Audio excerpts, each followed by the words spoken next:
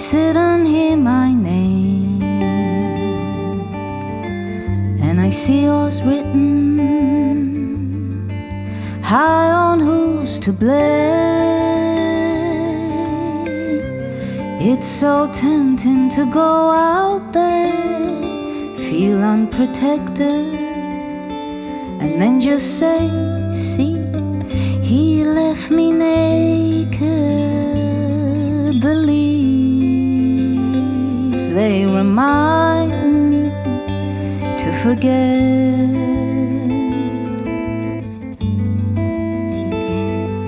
There's 7 reasons why, and yours are different to mine. And then I watch them in the clouds dance, but I still can't tell who won.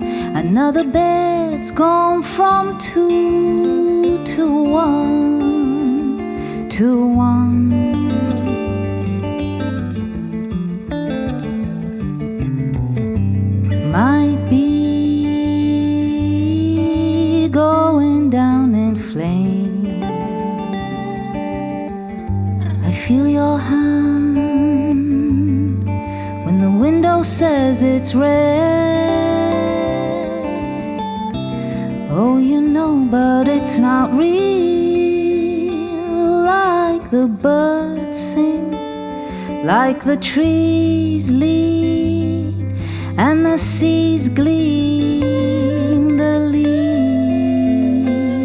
they remind me to forget. The leaves, they remind me to forget.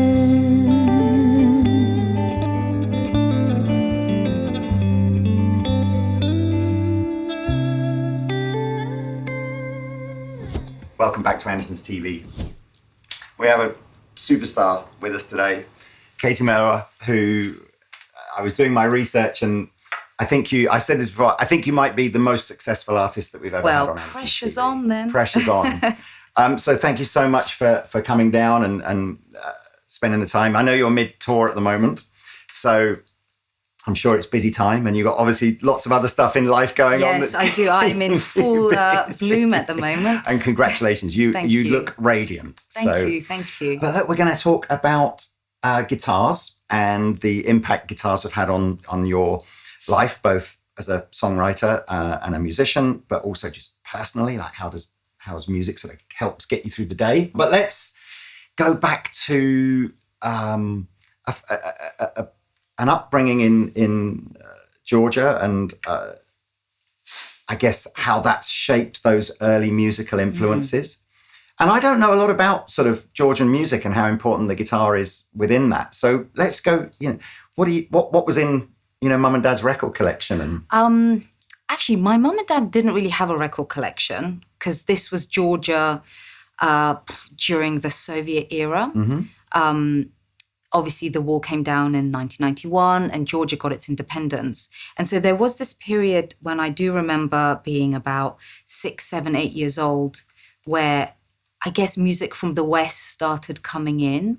The folk music of Georgia was something that happened around the dining table. So around like the Georgian supra. Mm-hmm. And you'd have, the beautiful like sort of smaller guitars that someone in the family would get out and they would play these beautiful kind of Georgian sort of city songs or country songs.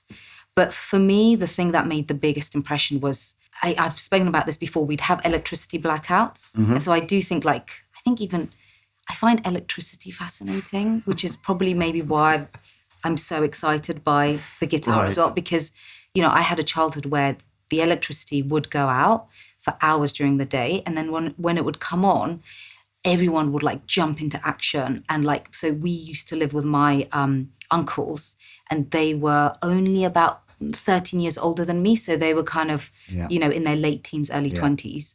And so they would jump to their cassette players and would put on, Black Sabbath, Led Zeppelin, Queen, kind of a lot of those sort of 70s, 80s, 90s, early 90s rock bands. Yeah. And so that, the type of instrument that your uncles were grabbing, or maybe older members of your family, are they a conventional 6-string, or is it more of like a gut string kind of? I think it was something like the panduri. Yeah, what's one of those? I think it might be just a few strings. I don't think it's like 6-string or 7-string. I mean, I know in Russia the 7-string guitar was, really infamous. But no, I think the panduri is just a few, and it's not really something that we had in our house. But my granddad was a chef, and so he'd have a lot of like guests coming. He'd put on big Georgian feasts. So usually the guests would have the panduri instrument. And you left Georgia with your family when you were about 10, right? Yeah, exactly. So were you already singing and dancing and fascinated by it all then, or was that something that happened after you left? No, I was already, so into music. Yeah. And I was performing for my family. That was my way of earning pocket money. Oh, I would make them watch me as one of those annoying kind of kids. And then when we moved over to Belfast first, I mean, this is insane, but so because we moved to the land where like the Beatles were from and Led Zeppelin and Queen were from, and it wasn't just me as a kid naively thinking this, like my dad thought this, and he's a doctor, you know, and we moved over because he got a job in Northern Ireland. Yeah. But he thought because we moved to the UK, and Katie is a great singer and has a good voice, she's probably going to make it as a big star because the industry is here. Wow. I mean, how naive is that? Like, kind of. I mean, naive. Maybe he was, maybe he dreamed it. Maybe he's like sort of. It turned out a visionary. He should have been a it's music crazy, manager. He's yeah. obviously got a good eye. But no, I don't know about that, but so, I mean, that must have been. Yeah, I mean, as you say, all of a sudden you've got this unfettered sort of access to almost any kind of music that you just want to listen to. Exactly. And what an age as well, just as you come into your teens as well. Yeah. So the discovery is crazy. So do you remember what year are we talking? This was 94. We moved 94. over in 94. But you know what was interesting? So we left my extended family back home. So even though Dad, was incredible, so he kind of took me to singing lessons and got me like a little keyboard that I would sort of compose things on. I then lost touch with my uncles, and they were the ones who were like, that'd be like, that's no good, you should listen to this. And I think, I don't know, like, there's still a part of me that's a real music snob when I'm like, oh, that's no good, but this is really good. And so I kind of, lost that for most of the year. We would go back to Georgia in the summer times. But yeah, suddenly, as I was sort of turning 10, 11, 12, typical kind of, I guess, teen girl. And at that point, it was Britney Spears, Backstreet Boys. So suddenly pop became the thing that we were all sort of surrounded by. And it did probably take me quite a few years to kind of get back into, I guess, the music that then really made my heart sing. Can you remember I always remember being 10 or 11 years old and feeling like I'd discovered a band on my own rather than through my dad. Yeah. Typical Interesting. Can you remember what that first one? Well, actually, probably for me, it wasn't a band. It was Eva Cassidy. Okay. Yeah, she really, really blew my mind. So that not even because mine was Adam and the Ants. Oh, really? And I can sort of, so mine was very pop, as in it wasn't a difficult discovery. They would have been on Top of the Pops or whatever like that. But I just remember it being like, I think I bought a cassette and I remember it just feeling like, this is my music now. It's not like how lovely. But with Eva Cassidy, I'm guessing, and that wasn't a new to you, but not It was new. it was very new to me. I mean, it was around the time that Terry Wogan started playing her on the radio. Yeah. I mean, and it's interesting, like I think my parents had his, radio show on the, in the car. And I just remember hearing it in the car and just being frozen by it. Amazing. And it was just so beautiful. So that's it, because I guess at that age, most teenagers are pop will be the thing. Yeah. But that just didn't resonate with you for very long? Pop was the thing probably for about, at the age of 15, 16. And I did love pop, actually. I mean, I think some of those Britney Spears records are genius, absolutely. Like, they're incredible. But I don't know, there was like a deeper level of affinity with an artist like Eva Cassidy for me. I have to say now, like, I love my pop. I've sort of done a full circle, and I think it's to do with becoming a mum.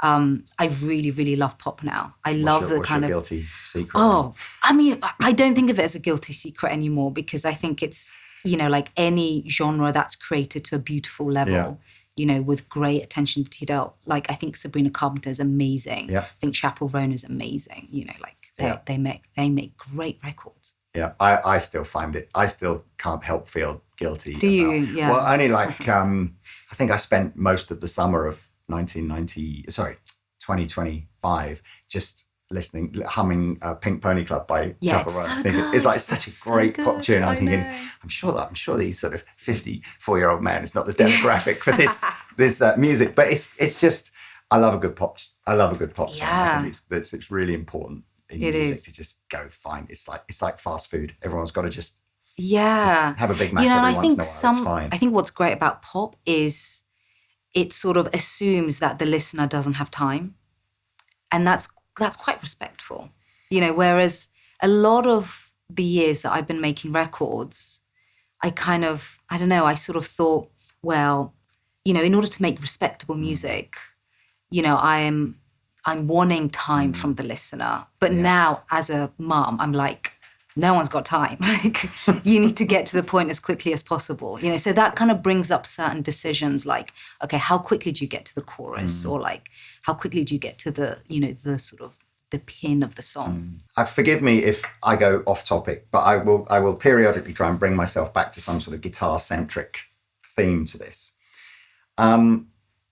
So I've read somewhere that you started to play the guitar relatively late in terms of, so how old were you when you got your first guitar? 17. Okay. 17, yeah. And at the time then, are you buying the guitar or learning the guitar as a means to an end to create music? Or did it happen the other way around? Did you learn to play the guitar and think, oh, I can make music on this?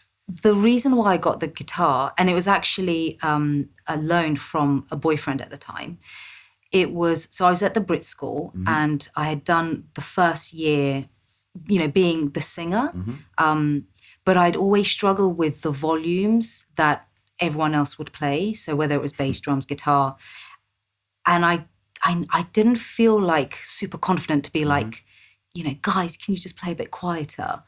And I never really liked the sort of shouty vocals, and my voice is generally speaking quite quiet. So it was to kind of get control of the volume. Right.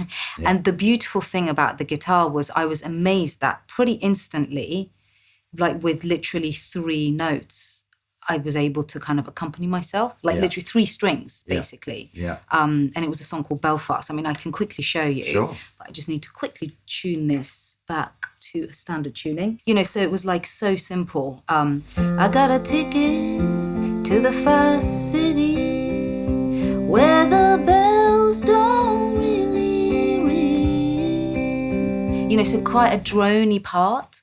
And I think that's what's beautiful about the guitar and what made me fall in love with it. That, you know, very quickly it has character. It has, you know, there is an instrumental bed. But yeah, and also because I started at 17, I then never felt confident enough to be like, I'm a guitarist. It was more, you know, I'm, you know, grateful to play the guitar to accompany me as a singer and to write songs on. I think it's the reason I think the guitar and the piano are so liberating, and it gives you that freedom because all of a sudden you are completely independent. You can go, I can lay down the basic melody chords, exactly, sing, which is so difficult to do with other. Yeah, like violin. That was the other instrument I learned. Never got, you know, beyond sounding horrendous. We've been through that at school now with our kids. It's like, please let it end soon. But okay, so what was that first guitar you got? An acoustic guitar, was it? It was an acoustic. It was a 3/4 size acoustic guitar. I don't even think it had a brand name or anything like that. It was literally, my boyfriend was like, take this, and I just discovered Eva Cassidy. Right. So I really loved that kind of acoustic guitar, and it was nylon string. That was the other thing. Yeah. So for a long time, I just played nylon acoustic guitars. I think the nylon string is, every so often it kind of bubbles back and has a little resurgence within, you know, sort of more sort of poppy ballady kind of music. Obviously, classical and flamenco is always mainstream, but I love the sound of an acoustic guitar. It's so lovely. When Eric Clapton did, one of his songs, and all of a sudden you can immediately tell he's picked up a nylon string rather than a steel string. The whole vibe of the song takes on a different, softer.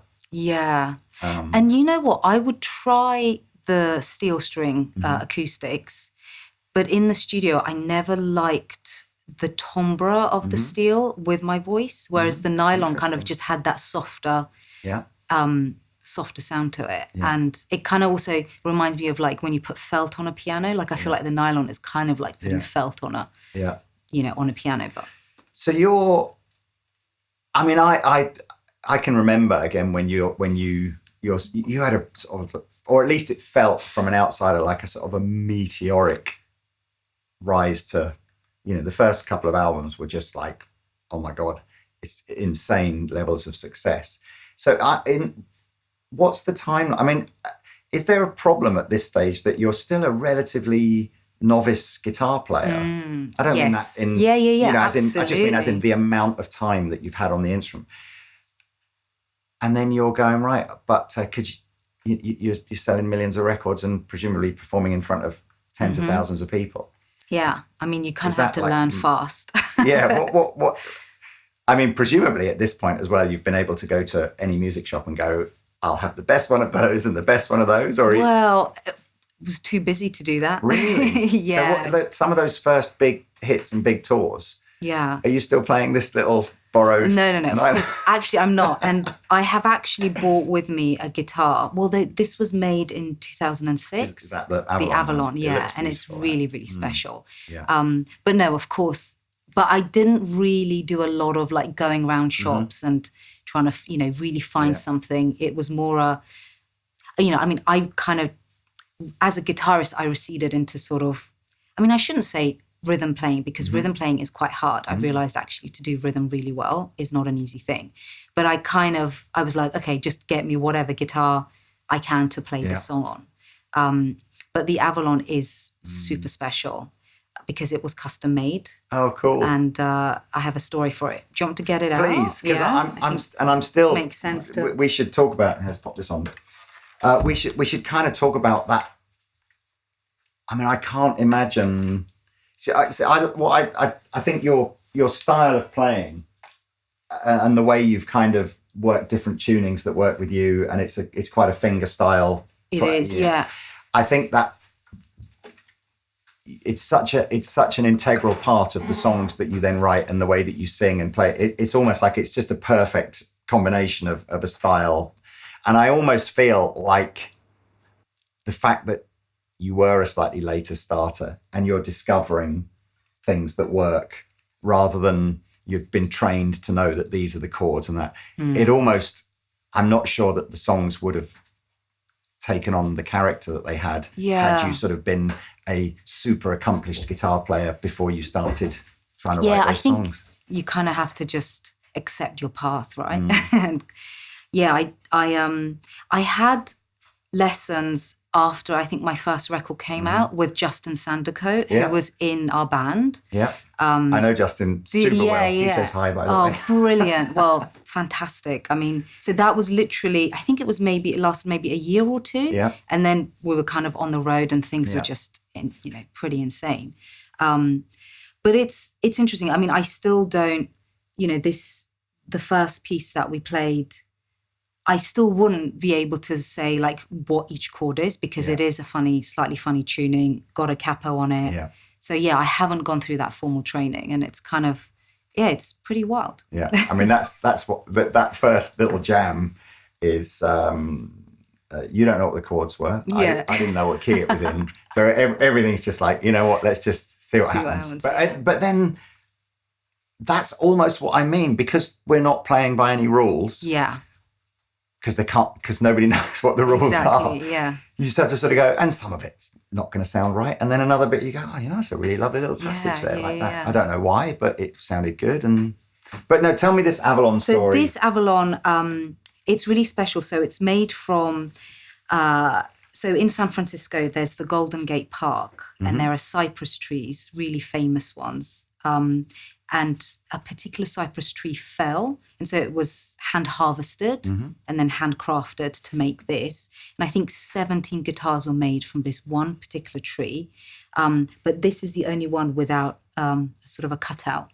So it really is quite special. This is, for me, I guess, everything that I remember about your first songs coming out. And I mean, you mentioned Terry Wogan earlier on. I mean, to be, you know, his favourite artist for a period of time on the biggest radio show in the country. If you're not familiar with who, bless him, Terry Wogan he was kind of, and again, he was a big Radio 2 DJ. This is at the time he would have been, probably was a Radio 1 DJ back in the day, wasn't he? But he was a sort probably. of, and Radio 2 would have had a sort of an older listenership. You know, it was, wasn't really considered like a pop station, but it's the biggest radio station in the country. And so if Radio 2 goes, oh, we like this, and plays it a bit, then it's just like the exposure is off the charts, it's sensational. I mean, he really got behind our records. It was fantastic. And it's so interesting because, as you say, the crowd was a bit older. I feel like Radio 2 is now really listened to by people who really love music. You know, they've always, the crowd is kind of, it's not like your super young crowd. Yeah. But, and that's interesting because I had a show the other day and I was singing Close Thing to Crazy. And of course the lyrics in it are about, you know, feeling so in love that you feel like you're 17 and you're, you know, acting 22, feeling 17. And there's something so like bittersweet about it. You know, and for a long time I remember feeling a little bit like, oh, you know, only sort of like an older generation listens to my music and that's just not considered cool. But actually, you know, that song just really spoke to so many people. And now that I'm getting older, I also really appreciate, you know, what that sentiment was. It was amazing. Did you, I kind of feel like you probably didn't. I can remember having a bit of a complex when I would go, no, I'm going to listen to Radio 2 on the radio. Like, and you have to go, oh, I must be old now. Well, it's an odd one for me because it absolutely you, right? Like changed my life, you know? I wonder if that's why you'll do this like reverse. You'll have your sort of your pop years now. Yeah, exactly. And, but I hadn't really thought about that as a, did you feel like you were forced to grow up? I mean, this is going slightly off the guitar topic a bit, but, you know, what's it like then when I guess you must know that you're 20 years old and people buying your records are in their 40s and 50s and coming to your shows and stuff.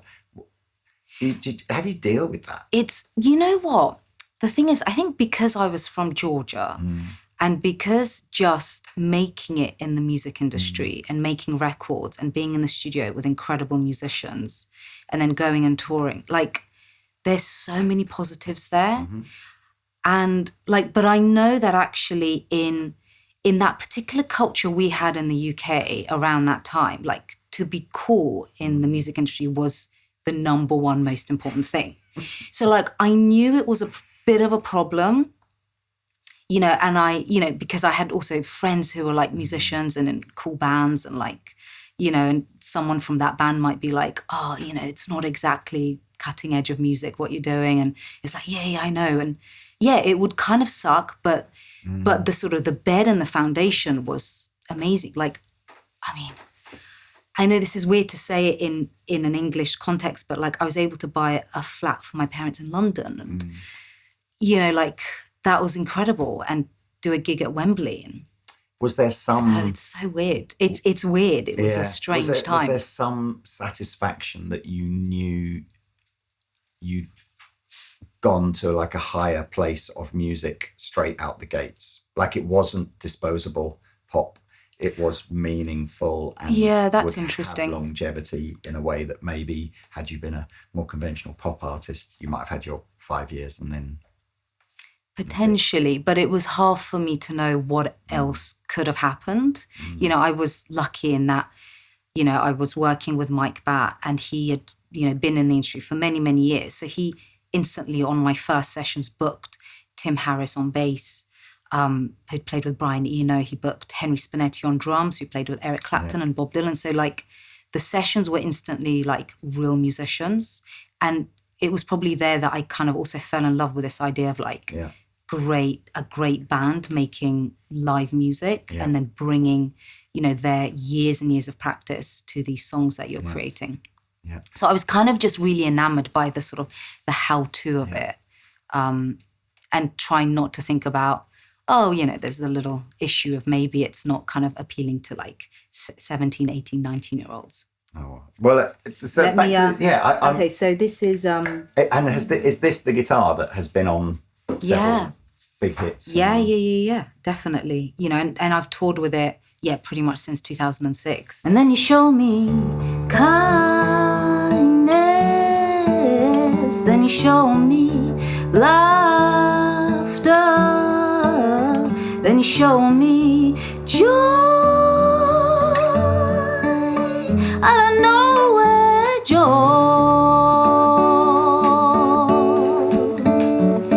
When they take me from here, I'll find my way back again. I'll likely get lost on the crowded streets. I'll grip with my teeth, I'll weep at somebody's feet. I'll cling to your heart, so when I think of your name, it's for your kindness, laughter, joy. Let me feel that joy. So now, if you're a young guitar player watching Katie play and you're sort of thinking, oh, how do I learn that? I'm going to guess that whole song was a discovery of where do I just put my fingers to get a sound that's the note that's the melody I want it to be. And what I love about that is I think that's a highly accessible journey for, you know, you didn't need to know A chords and E chords and F flat diminished, of course, blah, blah. I still wouldn't be able to tell you exactly, you know, what is actually. See, I've just realised F flat doesn't even exist, does it? Yeah. F flat, love it's it. It's like how little I know about anything. But and I think, I mean, you play it beautifully and it works so well, and it's confidently played and all that kind of stuff. But fundamentally, it's just places you've gone, well, I'll put my finger here and I'll put my finger here, and it's kind sounds of, nice. I mean, tunings are so wonderful, you know, to be able to, I mean, but when I perform live, what's kind of annoying is a lot of the guitars are in different tunings, so you don't have that, so you kind of, but that's all right, you know, you basically swap them out all the time. But no, I mean, you can just do anything with it, and like anything that gives you a great, you know, drone or a sort of a sustain just feels really beautiful. So it's joyful to be able to create anything with it. I just think it's a very versatile instrument.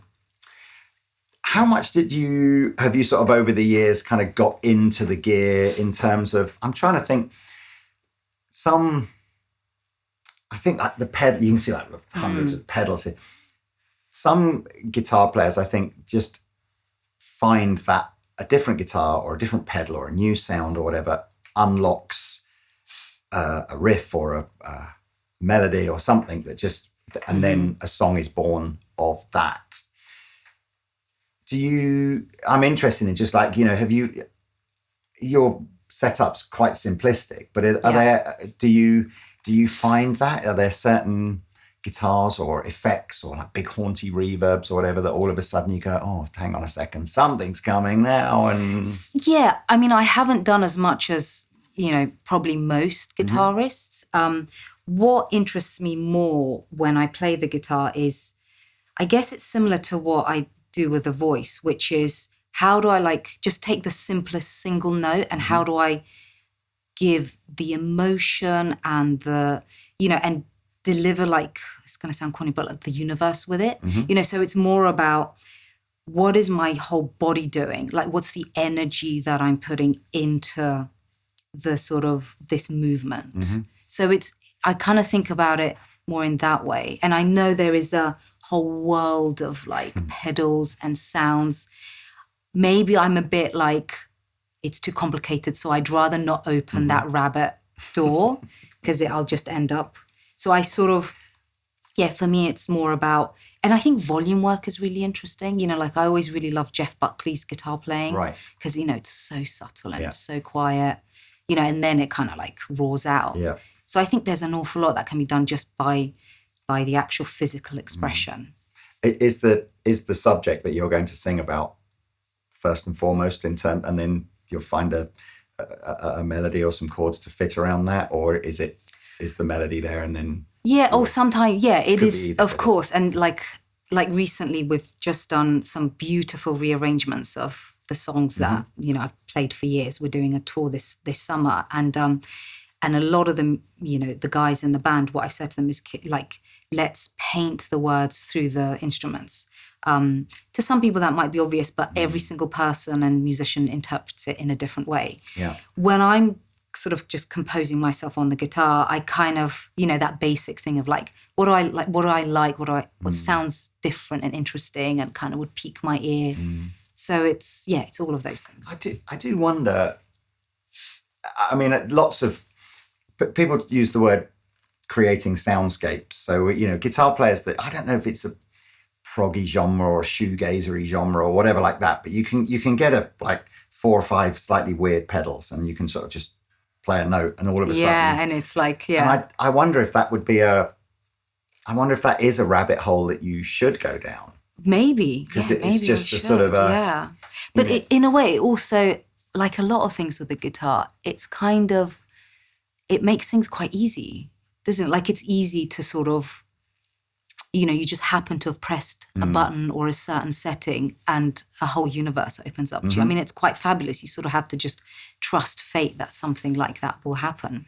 Easy, I can't decide whether you said that with a negative connotation. A little bit, like, I think. As in, it should be a challenge? Well, I kind of think it's, shortcuts? I sort of think it's harder to try and just pull it out of nothing. Like without the kind of, the help of like a cool sound. But I think a lot of people would really disagree with me. They really should. I don't know. There's big parts of me just sort of go, I'm a massive Pink Floyd fan. Oh yeah. And there's some, I mean, they're all great songs, but quite often in a Pink Floyd song, there's also an effect. Yeah, if you remove the effect, the song loses. Very true. But don't you think that's because they were the first to get that sound and record it in that way? So don't you think a lot of that is to do with who is the first to use that? But you just have to, yes, but I mean, you just have to find another effect. Exactly, exactly. And actually that's been, you know, the pedal market in the last 3 or 4 years has been almost some of the most popular pedals are the most chaotic, unpredictable. Yeah, right? interesting. I don't even know what's, actually I could play the same thing twice and it probably wouldn't do the same thing again, and that's super frustrating because I want the thing it did before. Yeah, that's fabulous. I mean, I don't know. I sort of feel like some of my favorite effects are those big, haunty, ambient, droney, and I don't know. Yeah. I think you would have fun in that rabbit hole. I think you're right. You may never escape from it. Well, maybe if you invite me back in a couple of years' time, you know, we'll plug everything in and we'll see. We'll see. They look good also, don't they? Well, it's just... How much do people talk about what the guitars look like? Because they're a beautiful instrument, you know? I mean, we were talking about how you felt as a female guitar player. Yeah. And was the electric guitar almost the sort of some sort of masculine domain? And was it appropriate for you to be entering that domain? Well, so this is to kind of... And that's what... And you asked about the visual, because I think they're beautiful. Yeah, they're stunning. And they're so lovely. Are they beautiful to everyone, or are they beautiful to men or more? I don't know. Like it's. Well, because I started on the acoustic guitar and the nylon, it was that for me for many years. You know, anytime I would watch or listen to an electric guitarist who was a guy, I felt like a reverence towards them. You know, whether it was Eric Clapton or Jimi Hendrix or Robbie Robertson from the band. And then it's like in my own mind, like this sort of image got distilled of like this frame that, oh, it's a boys club, and it's a really cool boys club. And, you know, like, how can I possibly ever allow myself to like enter it? So it took me quite a long time to kind of basically rub that image out in my own head.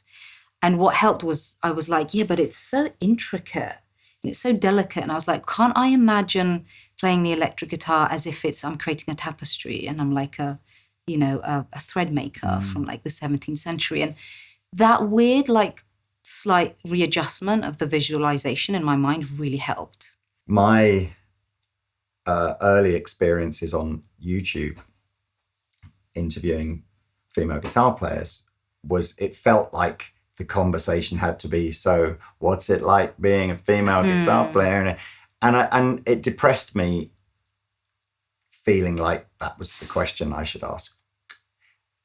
I mean, I think there's some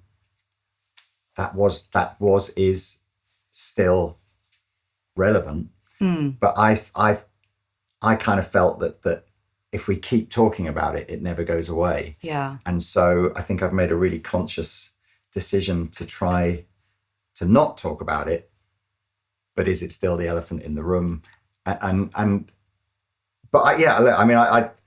think it's still frustrates me and amazes me that the electric guitar seems to be the only musical instrument of the thousands of musical instruments that are out, that somehow we still have this sense of like, yeah, it's kind of, I mean, girls can do it if they want to, but it's like, still really, I don't know, it's just... Well, I don't know. I mean, I think there are so many great female guitarists, obviously. One of the things that really also helped me was realizing actually, like, I'd have moments when I'd be in a rehearsal situation and I would try and do like something, and, you know, the guy who was booked to do the guitar would just be able to like make it look so easy, and it would just be incredible. And it's not like he was doing anything like negative towards me, but it suddenly would dampen my confidence. Right. But then I realized over the years, actually, guys also do that to each other all the time. Yeah, and it's just part of the... thing, is it? It's not a boy-girl thing. And like, I remember like when you watch Robbie Robertson and Eric Clapton, you know, on The Last Waltz, and how they're like playing off each other, and you're like, oh man, they're really like going after each other. And so, yeah, I don't know. I kind of realized for me, it was a case of, okay, how do I feel when I approach this instrument? And then how I feel, you know, being out in the world with it and trying to, yeah, I don't know, like, sell my music with it. Yeah, I mean, that I think we will. Everything's a journey, right? And as much as we would all love in modern society to be able to go, you know what, this feels wrong, let's change it. Boom, change. Yeah. It's like nothing works like that. It's always a journey and a period of adjustment. But that I would love, and I think it is definitely getting there. I would love to feel like somehow the guitar just falls into line with every other musical instrument there is, and nobody questions anything about how someone looks or what gender they are or what cultural background they're from. Yeah. It's like, if you want to play it and you want to make some music on it, then welcome to the club. Yeah. You know, but I think your point is so right. Like, it does take a while for these cultural norms to shift. It's not something that can just happen overnight so quickly. Yeah. You know, and like, I can't remember when we said this, but in the 50s, you did have so many, like Sister Rosetta Tharpe. She was so amazing. Yeah. You had Mary Ford, who played with Les Paul, her partner, and, you know, she was incredible. So I would love to, you know, we weren't there, right? But it was like, it felt like 1950s. It was like there was loads of badass girl guitar players, you know, it's like everyone's doing it. Nobody's batting an eyelid as to which, you know, whether you're wearing trousers or a dress or whatever, you know.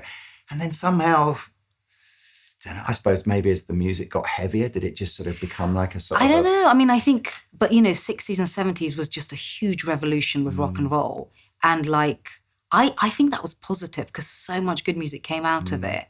So like, I can either think, okay, well, you know, I'm going to focus on like the fact that there weren't as many girls, but, you know, some amazingly talented male musicians did, you know, changed musical history forever. Yeah.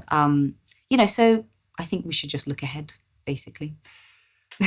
Let's be very, very guitar nerdy now. So was a if you let's say during that first 10 years, did you ever do anything with an electric guitar, or was everything very acoustic? I think maybe I did like literally some strumming, like really basic rhythm strumming. Right. And that would be for a more sort of up-tempo. Like there was a song called Spider's Web that I think I was even, in the video, like playing the electric guitar. But not really sort of meaningfully, not genuinely like actually sitting down, working out a piece. So what drove the decision to sort of introduce the electric guitar into your life a bit more? I think maybe just wanting a slightly different sound. And also the conversation that we've just had about the sort of like, the electric guitar is, it's the male instrument. It was like, okay, I need to just get rid of those like old beliefs.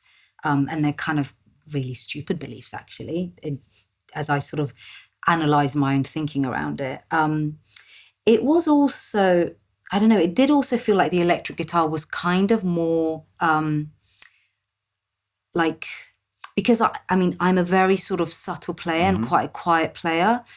And I think I was that, and I still am that, because like everything I would do would just react so quickly to what I was playing. What's interesting about this is, so this was also custom made, and it was a custom pickup, but it's been wound like, I think by 7.5% more than a normal pickup, again, to make up for the sort of subtle playing. So that's why I do enjoy, this. So there wasn't necessarily, so we're not sort of entering the phase of the drop tune metal period for you or anything not like that. yet. It's just a different dynamic, a different flavour. And did you have a lot of different electric guitars before you settled on this one, or was there a... I actually hunted a lot to find this one. It's really sweet that PJD have custom made this one, but I had another St. John's Classic, also PJD, and I actually came to Andertons about 2 years ago, tried so many guitars.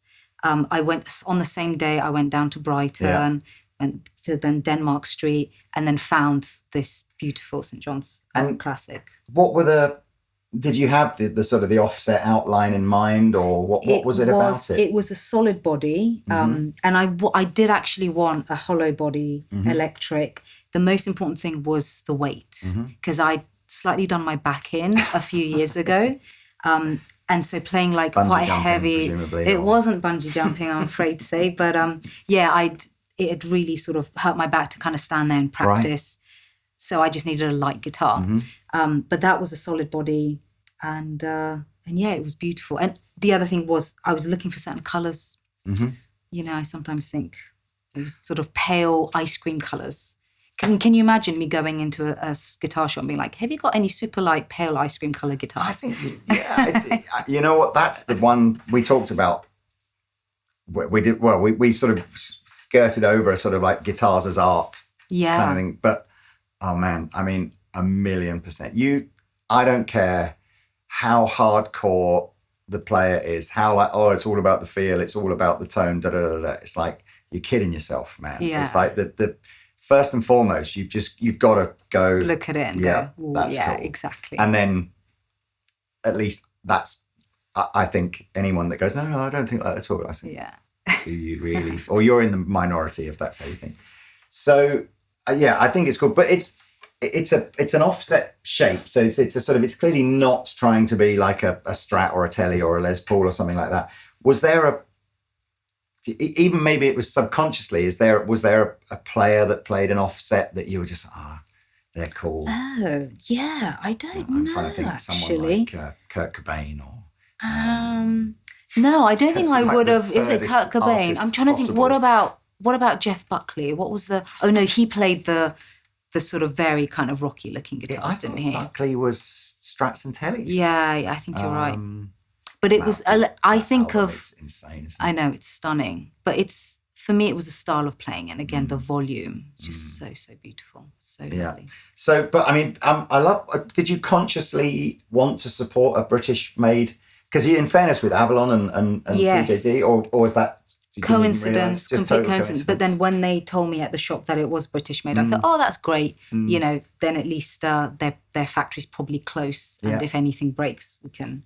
Yeah, I mean, there's a lovely bunch of guys up at PJD. And, I think you know them better than I do. I've known them pretty much since they started. So, and they've done such a beautiful job with this, because the issue that we had from the one I bought from the shop was sometimes I'd perform with quite long cables. And so the signal, again, because of my light playing, didn't have a buffer. So the signal would sort of get lost. And, you know, we'd really struggle to kind of. So that was the point with the overwhelm pickups, just to try and sort of push overwhelm a bit pickups, more. And then there's a buffer here as well. Oh, it's got a built-in buffer as well. Yes, it does, yeah. That's cool. I don't think I've ever seen that before. Have you not? Do you want to get it out? And I'm just interested in so I see it's got a little battery-powered. Yeah.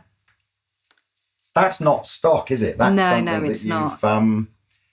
Interesting. Yeah. And you were really, because I'm going to get super geeky now. Let's do it. Well, just the signal loss across a long cable is something that I think most guitar players just probably don't even realise is happening. Yeah, and they're probably a lot louder in terms of playing than, but you know, mine is so quiet and subtle. And if you're using pedals, the buffer it'll be in the pedal most of the time. So, but if yours, I think you mentioned you quite often went straight into the desk with your electric guitar, right? Yeah, occasionally. So, long cable, and you are going to lose tons of. Yeah.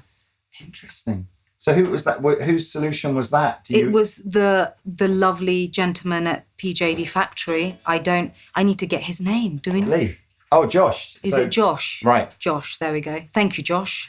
I think Josh is their pickup guy, actually, so that would make sense. No, I think that the UK's got an amazing heritage in guitar. Yeah, it's beautiful. You know, Marshall and Vox and Hiwatt and Laney and Fox. But the electric guitars, not so much success in it. People think of all the big American brands normally or Japanese brands. But so it's always lovely to see a British guitar brand having some success. Oh, that is.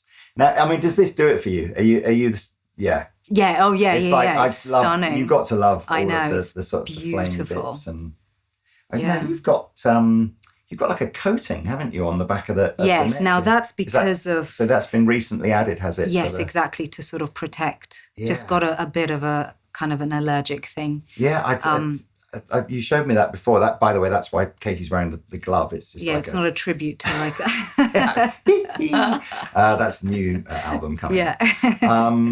No, I was saying, I'm sure 2 or 3 years ago, you see a lot of pictures of Eric Clapton similarly having to wear that sort of cotton glove because he was getting that same reaction. I didn't realise that was what he was having. So I don't think it was a muscular reason. I'm sure it was he was saying the same, like a dermatological contact reaction. dermatitis. Yeah. I mean, if anyone has found really, good solutions to it, I'd love to know.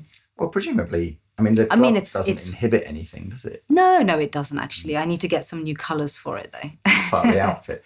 And you're right. So that sort of F-hole semi-solid thing, they've done a really nice job. I like the matching pickups around to the pick guard. Stunning. It's so lovely. I kind of feel like, particularly the electric guitar, it has to be an extension to what you're wearing, right? I mean, it's... Oh, yeah, definitely. Yeah, and actually, it's great that this is white because last year, the theme for all the outfits I had were white. Yeah. And so that's why I wanted so the one I got last year from the shop was a pale blue. Right. It's beautiful. So, I mean, it's wonderful when, PJD, I guess, saw me playing it. Pabs, who was with us on tour, he, I think, got in touch with them. And because the problem was the loss of signal across long cables. And then they were like, okay, let's see if we can solve this problem together. So your great guitar, and we talked a bit about that. Your floorboard here is about as simplistic as it can be. Very simple, yes. So you've elected to go for a little kind of guitar amp modeler, the little Kemper player, and a tuner. And I think you've got it switched so that you've got like an acoustic input and an electric input, so you can just switch between the two. I'm just using the acoustic through this at the moment. For the electric, we're using the Victory, which is lush. So your lots of guitar players either went from using amps and then went, oh, they're too big to take around, so I'm going to go through the Kemper or an alternative to that. And perhaps some younger players, particularly if they've grown up learning to just play plugins on their computer, they'll bypass amps altogether and just go straight for a digital solution. What was, again, how geeky, nerdy are you with this? Or do you rely on other people to go, look, here's the best way to get your amplified sound? It's a little bit of the latter, actually. Right. But I appreciate that it's very solid and it's very predictable.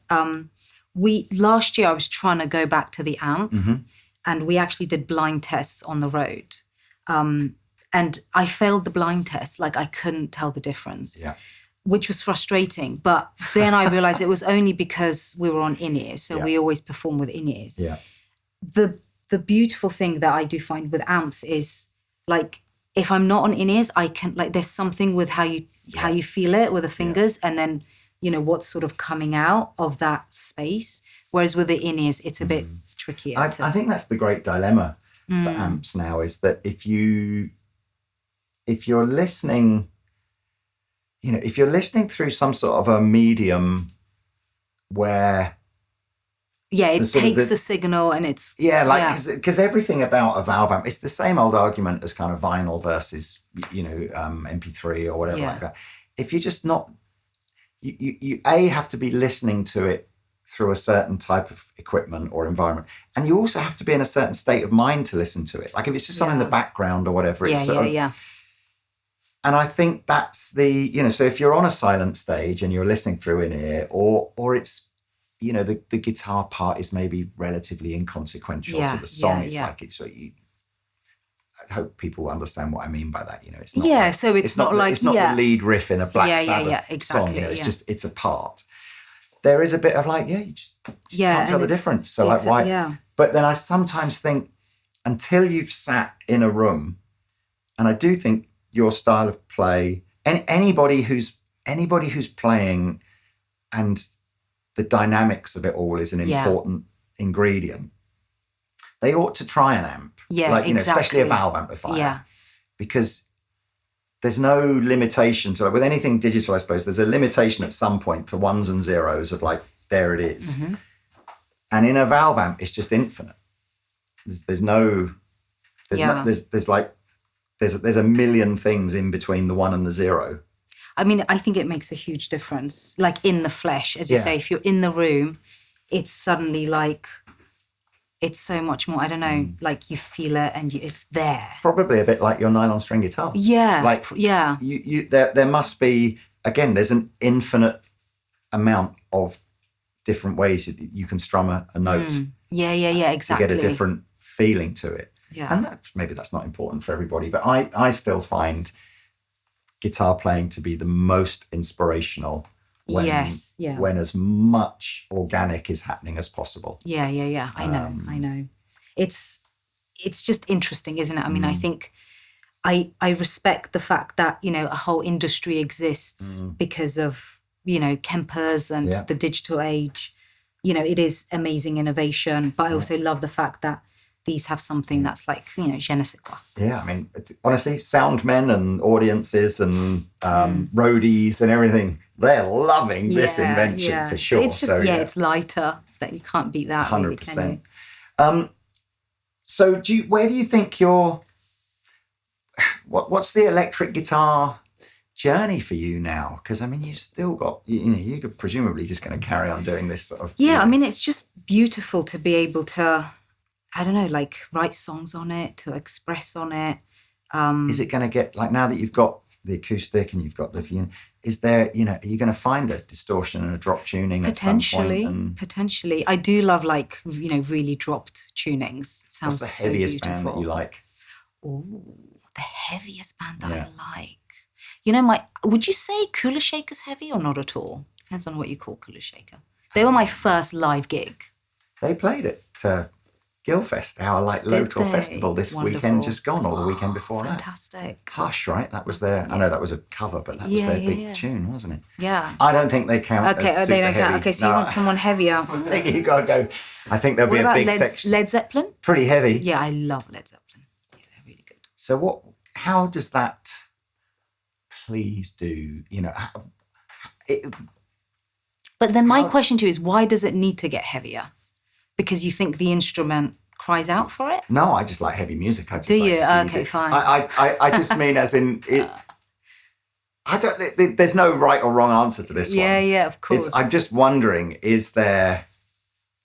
I mean, have you ever done that sort of just like, I'm gonna try and write a song, and I'm gonna sing very differently. I'm gonna sing much more, aggressively. I have actually, but I've never liked the results. Right. Okay. Yeah, I've just always been like, this isn't quite.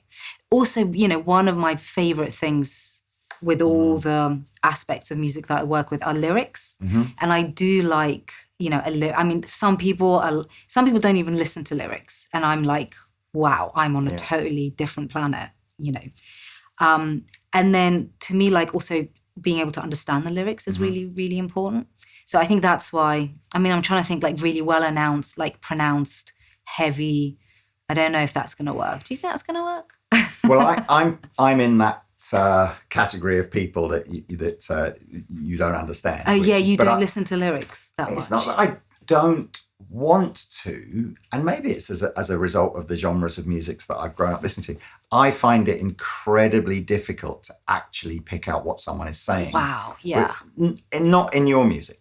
So obviously in your music, there's so much space for you to tell your story, and therefore I can.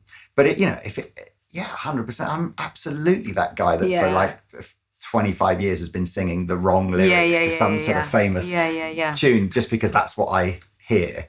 And it's meaning, and I don't, I'm not, I don't think I'm the person that becomes, let me just try and think of what, like, lyrics that have deeply moved me. Yeah, I mean, there's got to be like Joni Mitchell, Bob Dylan, Leonard Cohen. Yeah, I think songs about perhaps songs about, losing someone, where, I don't know, Tears in Heaven or something like that. Where I suppose that is a song where it is easy to pick out what he's singing. Yeah. And it is like, you just think, Christ, it's like, I don't even know how. I don't think I could write a song about something like that happening in my life and then perform it. Because it's so, like, I think it's one of the most vulnerable things. Yeah. Like, sometimes even the lyrics to Closest Thing to Crazy, which I've sung so often, sometimes I'll be in a state of mind and it will feel like I'm, like, literally naked, which is so bizarre. But I think that's quite beautiful because it's so hypersensitive, and you're like, oh my God, this feels so fragile. Yeah. And in a way, I think like the electric guitar can feel like that again because of the sensitivity and the amount of, like, I don't know, the noise that you get from it. Not noise, but the expressiveness of it.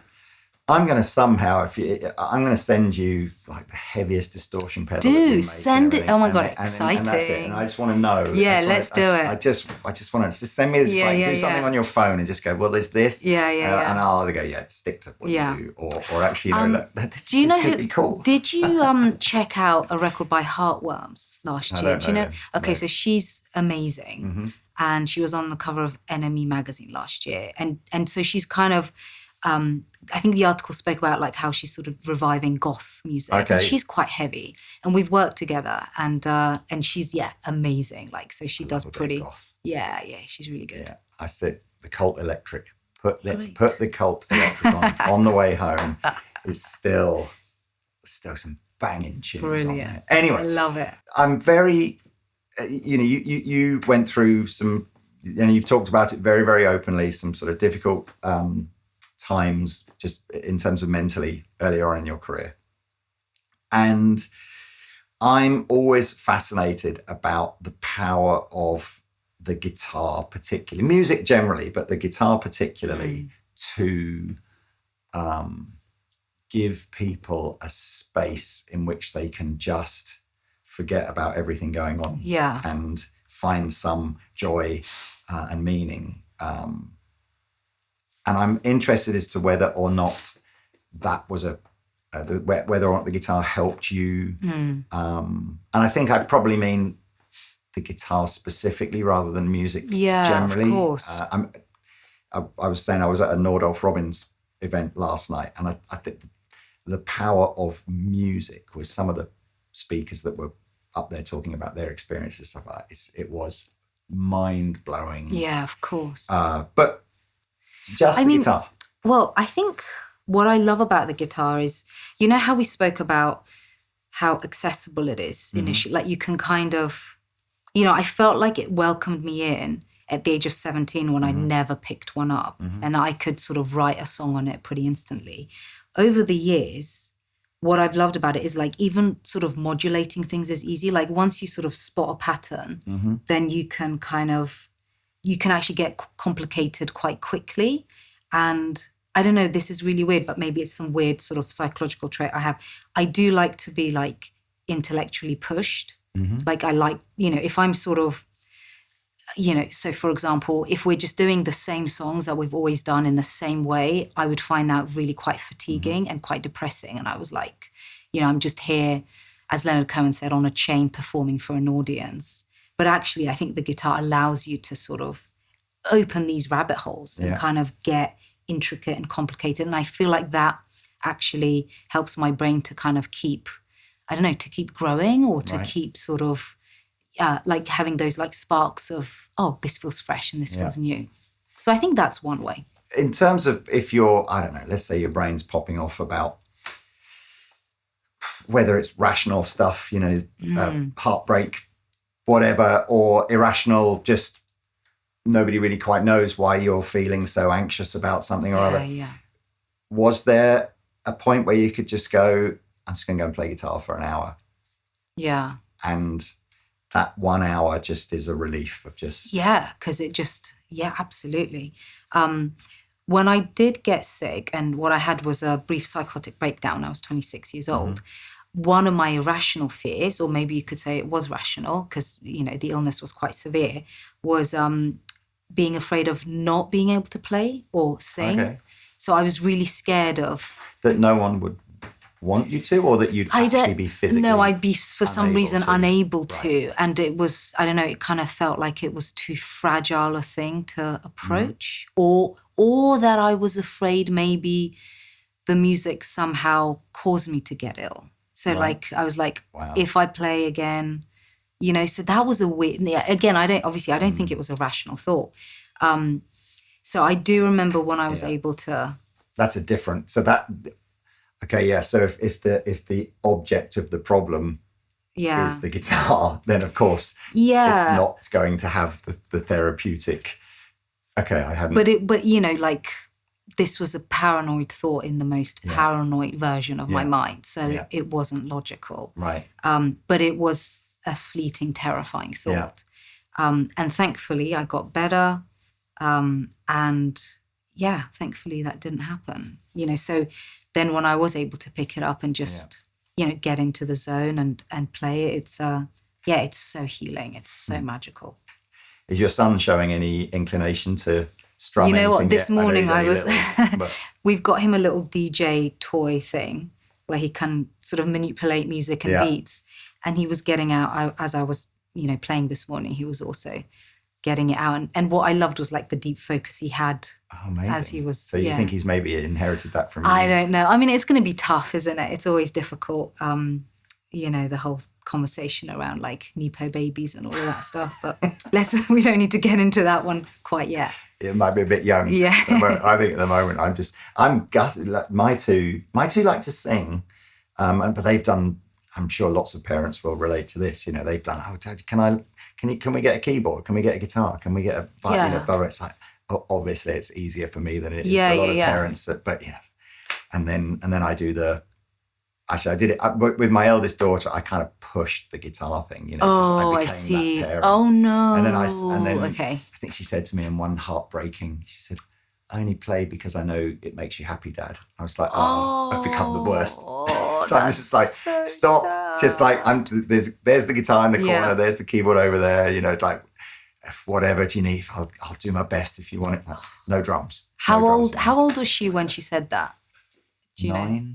Interesting. Because so I was 13 when I said something similar to to my dad because, he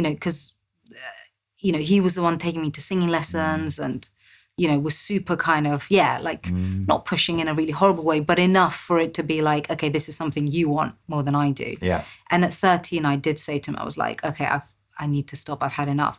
And like you, he listened and he totally backed off. And I had about 2-3 years where I wasn't doing singing lessons and like choir practice. And then I really missed it. And then at the age of 15, I was like, okay, I need to get back into it. Maybe that's what I do. I might just slip some Katie Melua albums into my daughter's playlist and just go, she didn't start till she was 17. You still got time. So, look, thank you so much for coming in. Thank you for having me. I know you're saying you've obviously got a few gigs to do in August. Sorry, because I'm going to ramble on here. You did some amazing thing with the Munich Philharmonica, didn't you? Oh my God, that was amazing. Yeah, that was literally a few days ago and it was magical. Munich Philharmonica. Have you done a few bits and bobs where you've had a full orchestra with you? I have. I've been lucky enough to do some epic gigs with, full symphonic orchestras. And it's just so magical. I sort of think, you just can't really bottle that feeling and what it's like.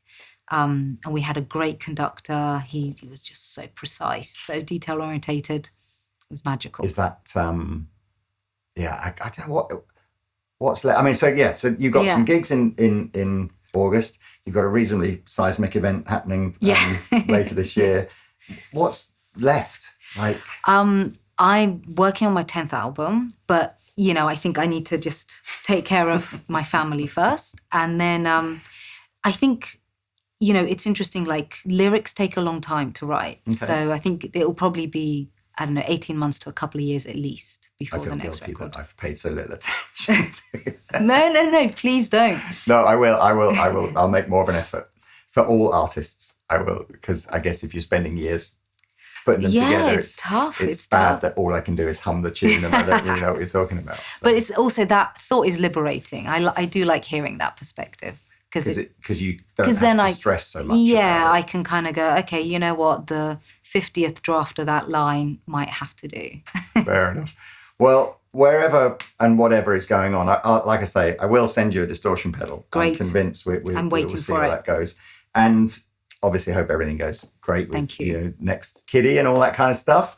But it's been an absolute pleasure having you on. I hope everyone watching has enjoyed it as much as I have. Thank you. Sorry that it's so hot. It's kind of it's like the aircon has to go to like a less powerful mode. Otherwise, all the mics here are just the whooshing noise of the aircon. So well done for getting through that. Thank you so much for having me. Thank you. Thank you. Do you want to play out, or do you want to just? Yeah, let's do it. We can play out just on something. Is that all right, Tay?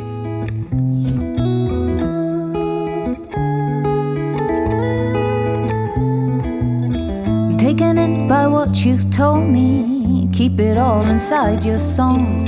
This isn't real, you don't even know me. How am I what you're thinking of? You see it turning a little crazy, speaking love into the dust. I've seen it torn into every shape, I've seen it leaving fast. It's a burning fire, it'll be a wreck, a bitter dream that makes you bad. It falls like rain, it turns to dust. How'd you make a love like that?